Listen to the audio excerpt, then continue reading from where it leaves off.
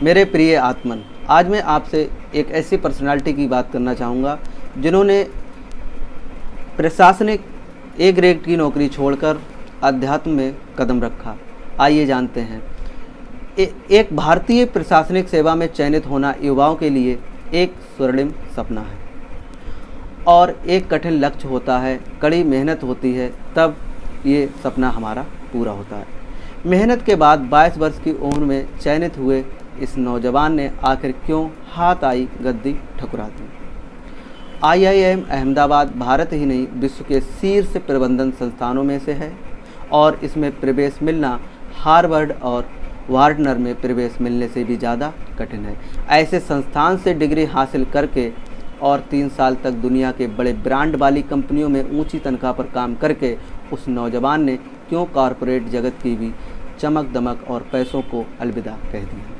हमारा इरादा किसी एक खास व्यक्ति को महिमामंडित करने का या आदर्श बनाने का नहीं।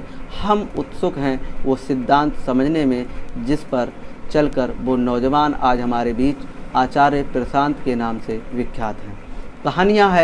कहानियाँ एक या 2 इंसानों की होती हैं, लेकिन सिद्धांत सब इंसानों पर एक समान रूप से लागू हो सकते हैं। इसीलिए हम आतुर हैं उस नौजवान के फैसलों के पीछे का सिद्धांत समझने के लिए।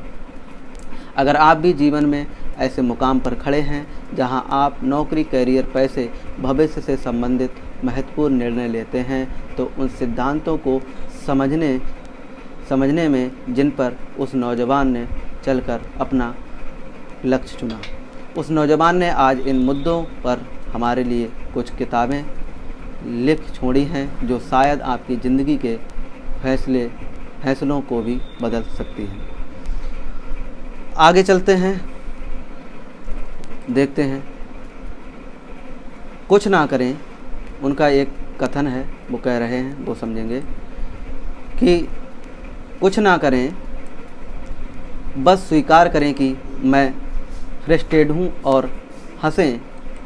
खुद ही बोलें पवन अपने आप से कि आज तो तू बहुत फ्रस्ट्रेटेड है बेटा, बिल्कुल खींचा हुआ है या दुखी है या ऊबा हुआ है या बोरियत में है। तुम्हें उसको साफ साफ स्वीकार करना होगा। उस पर ये लेबल नहीं चिपकाना है कि फ्रस्ट्रेशन का मतलब है कि कुछ गड़बड़ होगी। फ्रस्ट्रेशन तो रहेगी ही, ठीक वैसे ही जैसे कि जब तक शरीर है तब तक बीमारी है और जब तक शरीर है तब तक मृत्यु भी है। मानते हैं कि नहीं, मन की एक अवस्था है फ्रस्ट्रेशन। मन फ्रस्ट्रेट होता है, उसे होने दो, तुम मत रहना। मन फ्रस्ट्रेट है, मन को रहने दो फ्रस्ट्रेट। तुम उसे देखो और स्वीकार करो कि हाँ, मन अभी फ्रस्ट्रेट है, व्यग्र है, चिंतित है, चिड़चिड़ा रहा है। मन अभी चिड़चिड़ा रहा है तो अब तो कुछ नहीं कर सकते। याद रखना, फ्रस्ट्रेशन से लड़ने की, उससे भगाने की कोशिश की तो उसे और पुख्ता कर दोगे। मन से लड़ा नहीं जा सकता, मन को केवल समझाया जा सकता है फ्रस्ट्रेशन, ये दिमाग में है, ये फ्रस्ट्रेट, मैं इसको देख रहा हूँ, मैं जान रहा हूँ फ्रस्ट्रेट है।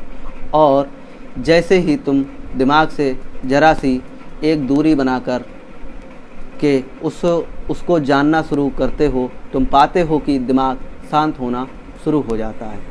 बहुत वर्षों पहले आचार्य जी से छात्रों द्वारा किए गए एक महत्वपूर्ण सवालों पर आधारित किताब सफलता से ये अंश लिया गया है। साथियों, YouTube चैनल पर आचार्य प्रशांत जी बहुत अच्छे से व्याख्यान देते हैं, आप उन्हें समझें और मनन करें। आध्यात्मिक साहित्य सारा संस्कृत में है। अंग्रेजी व्यापार की भाषा है और भाषा सिर्फ भाषा नहीं होती, भाषा एक पूरा संस्कार होती है। अगर किसी के मन पर अंग्रेजी छा गई है तो उसका मन व्यापारी हो जाएगा, गणित करेगा, हर बात में हानि लाभ देखेगा, तुरंत गणना करेगा, मम्मी से मिल क्या रहा है मुझे। ये है भाषा का मन पर प्रभाव। संस्कृत साधारण भाषा नहीं है, इसको समझिएगा। ये भाषा अस्वीकृत की गई थी, ये भाषा आविष्कृत की गई थी आध्यात्मिक सिद्धांतों को दूसरे तक पहुंचाने के लिए। जो बात संस्कृत में कही गई है वो बात किसी और भाषा में कही नहीं जा सकती। अभी जितनी वर्तमान भाषाएं प्रचलित हैं उनमें संस्कृत के अगर करीब कुछ हैं तो हिंदी हैं, जो हिंदी के करीब नहीं है वो संस्कृत के करीब नहीं है, जो संस्कृत के करीब नहीं है वो फिर अध्यात्म के करीब नहीं हो सकते, और जो अध्यात्म के करीब नहीं है वो दुख बहुत पाएंगे। संस्कृत दिवस सप्ताह पर पहला दिन आज एक शुरुआत हो सकती है अपने आध्यात्मिक मूल्यों तक वापस यात्रा करने की। जाने सभी उपनिषदों का संसार एक सरल वीडियो कोर्स के माध्यम से सर्वसार उपनिषद पर। आप इनके लिए जाकर इनके जो कॉन्टेक्ट्स हैं उन पर आप संपर्क करें। आचार्य जी से करीबी से जुड़ने के लिए आप आचार्य प्रशांत ORG पर इंक्वायरी कर सकते हैं। आपको आर्थिक योगदान अगर देना है तो आप उनसे उन कॉन्टेक्ट्स पर संपर्क करके आप आर्थिक योगदान भी दे सकते हैं। साथियों, मेरी वाणी को इतने प्रेम और शांति से सुना इसके लिए मैं बहुत अनुग्रहित हूँ, और अंत में सभी के भीतर बैठे परमात्मा को मैं प्रणाम करता हूँ। मेरे प्रणाम स्वीकार करें। एक कोट है आचार्य प्रशांत जी का, वो मैं आपको ज़रूर सुनाना चाहूँगा। भारत को महान कहने से अगर रुचि रखते हो तो खुद महान बनो, तुमसे ही है भारत की महानता। भारतीय अगर महान नहीं तो भारत महान कैसे हो सकता है। जय हिंद, जय भारत।